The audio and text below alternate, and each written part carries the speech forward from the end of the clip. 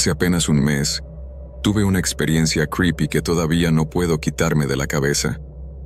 Fue un fin de semana, uno de esos en los que de plano decides quedarte en tu casa sin hacer nada, viendo Netflix y acostado en la felicidad de no tener que lidiar con el mundo. Pero ese sábado, algo fue diferente. Resulta que mi mejor amiga, Daniela, estaba celebrando su cumpleaños y, aunque no soy mucho de esas fiestas, no podía faltar. Sobre todo porque aunque no era para nada un fiestón grande, sí que me apetecía ir a pasar un ratito con ella y nuestras otras amigas, ya saben, a charlar un rato. Solo un plan tranquilo, unas copas, buena compañía y listo. Yo vivo a unos 10 minutos en coche del lugar de la fiesta, y eran las 6:30 de la tarde, cuando agarré mi coche y partí para allá.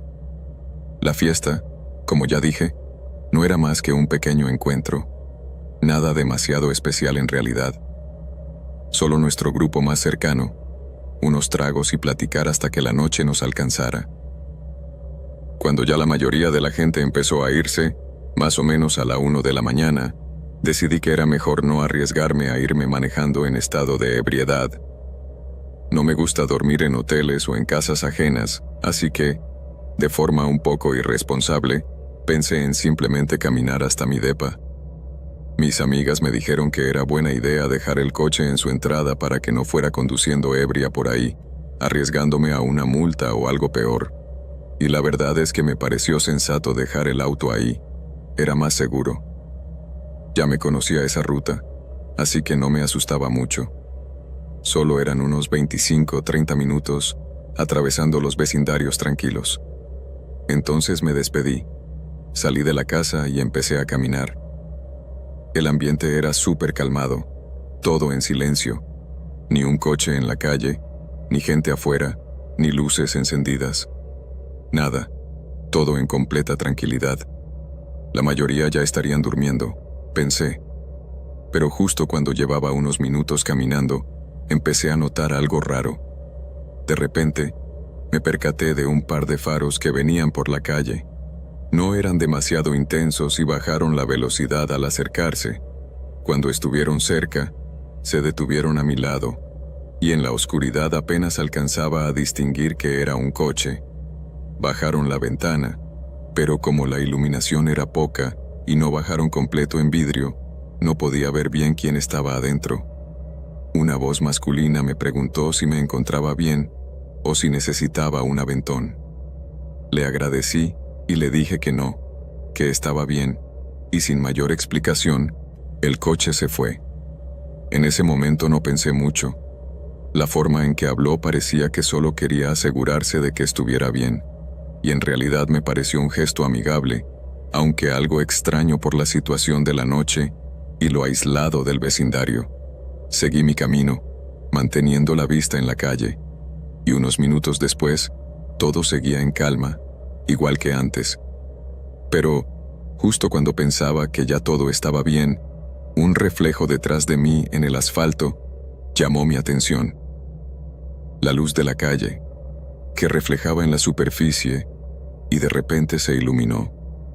Al girar la cabeza, descubrí que un coche volvía en la dirección contraria, en la misma calle por donde venía. Lo raro fue que no pasó de largo. En lugar de seguir, se detuvo justo en medio de la calle y estacionó. Esto me pareció aún más raro. La casualidad de que ese coche hubiera decidido dar la vuelta justo para volver en mi misma dirección, y más aún, que se parara en medio de la calle. Así, sin más, parecía de película de miedo. Intenté no ponerme paranoica, pero no pude evitar echar un vistazo hacia atrás varias veces, y en esas, el coche no se movió más. Simplemente se quedó allí, parado, en silencio. Ya en la siguiente sección del vecindario, pensé que quizás era solo una coincidencia, pero la sensación de miedo empezó a intensificarse. Viajar solo por la noche, en esas calles solitarias, puede ser un poco atemorizante. Todo se sentía en una vibra muy rara. Pero traté de calmarme, seguir mi camino, y cuando estaba aproximadamente a unos 10 minutos de mi depa, Noté algo que me puso los pelos de punta. Había otro coche más adelante, estacionado justo en medio de la calle, con todos los faros encendidos, pero no en la acera ni en el borde de la calle, sino justo en medio de la carretera, en medio del paso.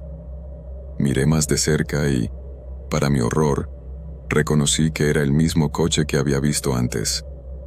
La misma descripción, mismo color, mismos faros, y en un estado en que parecía que estaba allí justo para mí. En ese momento, el nudo en la garganta fue instantáneo. ¿Qué estaba pasando? La posibilidad de que fuera solo una coincidencia se reducían a cada paso. Solo había unas pocas rutas de salida para llegar a mi departamento, la que siempre hacía por la calle, o un sendero que atravesaba un parque cercano, lleno de árboles y oscuridad, un lugar que evitaba generalmente en la noche, porque no hay luces y es bastante oscuro. El que ese auto estuviera allí simplemente me atemorizó demasiado como para seguir por esa ruta. Pensé, más que nada, que, si quería salir viva de eso, quizás sería mejor optar por el sendero del parque y alejarme del coche, que no parecía tener ninguna buena intención después de todo.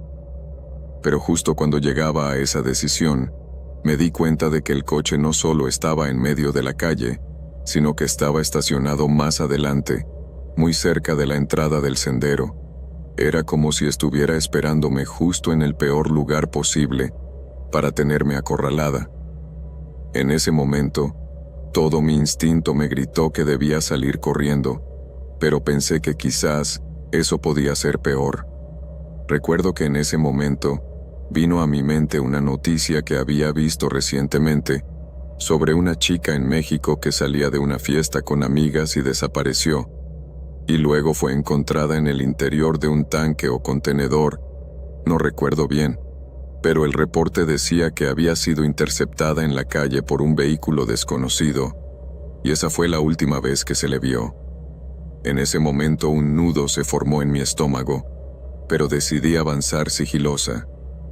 Pasé junto al coche, intentando no hacer ruido, ya que era la única manera de entrar al sendero del bosque, donde ese vehículo no podía seguirme.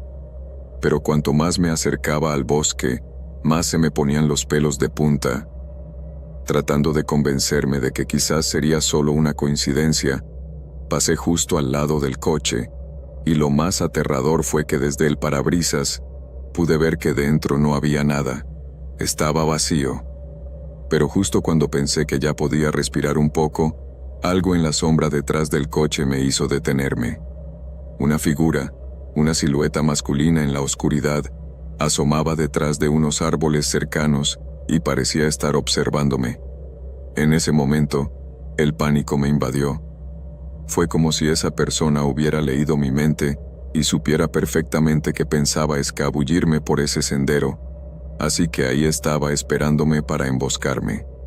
Sin pensarlo más, empecé a correr con toda la fuerza que tenía, sin mirar atrás. Pasé de largo por la calle, y en ese instante escuché pasos pesados corriendo, y luego que alguien se subió al coche y que empezó a acelerar. Pero yo comencé a gritar pidiendo ayuda, y no paré de correr hasta llegar a mi apartamento. El auto aceleró en mi dirección y estuvo a punto de alcanzarme. Pero debido a mis gritos, algunas personas empezaron a asomarse por las ventanas del edificio cercano, y muy probablemente por esa razón, el hombre decidió dar vuelta y se perdió por la calle. Al llegar a mi departamento, obviamente llamé a la policía para contarles todo. La verdad, era demasiado evidente que había sido un intento de secuestro o algo mucho peor. La coincidencia de que ese coche hubiera estado allí, parado, en medio de la calle, y que además el conductor estuviera escondido entre los árboles, todo era demasiado sospechoso. Lo más terrorífico de todo es que, con solo una descripción del coche y la voz del tipo, seguramente nunca van a encontrar a nadie, ni mucho menos arrestarlo. Ahora, sí que ni por asomo quiero volver a caminar sola de noche por esa calle.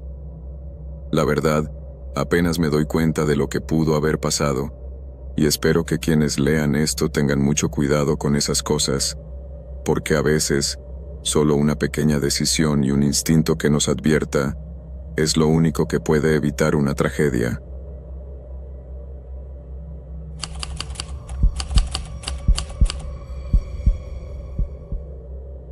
Aquella noche